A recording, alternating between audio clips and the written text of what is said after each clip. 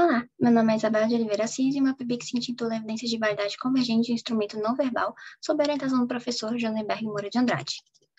O objetivo do projeto é obter evidência de validade convergente de um instrumento não verbal de personalidade no modelo dos 5 grandes fatores.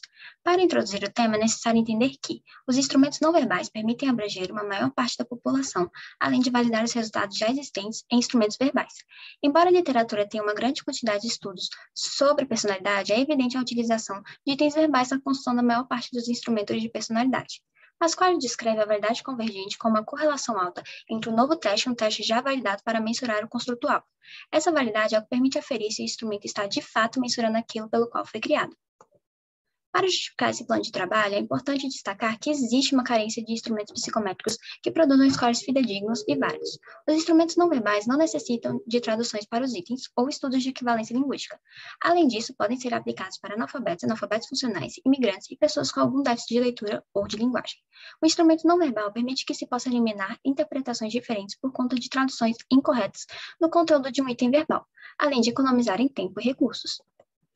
Na metodologia, para a construção do instrumento não verbal de personalidade, foram criados inicialmente 44 itens não verbais em formato de storyboards. Esses storyboards são compostos por 3 tirinhas com cenas que retratam situações do cotidiano em sequência ou cenas independentes. A seleção dos itens aconteceu por meio de análises e discussões dos participantes do grupo de pesquisa META no Instituto de Psicologia da Universidade de Brasília.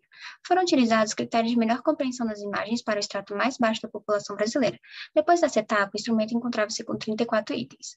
Na etapa de análise de juízes, especialistas no tema de personalidade foram convidados a participar e indicar a dimensão da personalidade no modelo dos 5 grandes fatores, relevância e pertinência de cada item não verbal.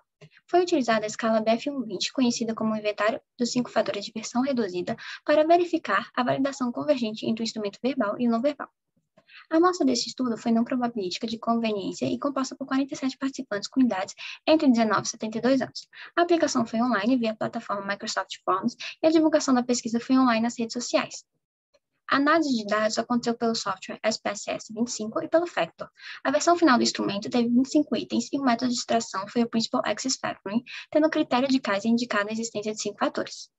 Aqui são exemplos de itens do formulário. O primeiro é um item não verbal do fator neuroticismo e o item verbal de extroversão da escala do BF120.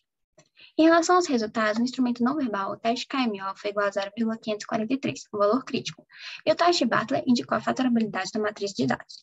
Os alfas de croma desse instrumento variaram entre 0,212 e 0,794, e os coeficientes de lambda 2 de Guttman variaram entre 0,212 e 0,817.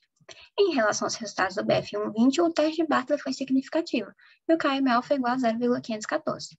Os alfas de cromo variaram entre 0,73 e 0,85. O coeficiente de lambda 2 de Guttman variaram entre 0,737 e 0,853. Para o cálculo da validade convergente, a correlação de Pearson indica evidências de validade convergente parciais. O fator extroversão da escala não verbal encontrou a correspondência mais forte com o fator extroversão do BF120. Já o neuroticismo não mostrou correlação significativa com o fator de neuroticismo do BF120, obtendo uma correlação de 0,088.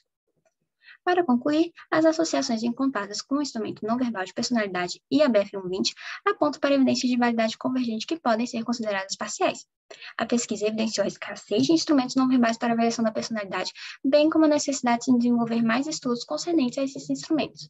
Então, propomos que sejam realizados novos estudos com o inventário não verbal de avaliação da personalidade, considerando, sobretudo, amostras representativas com baixo nível instrucional.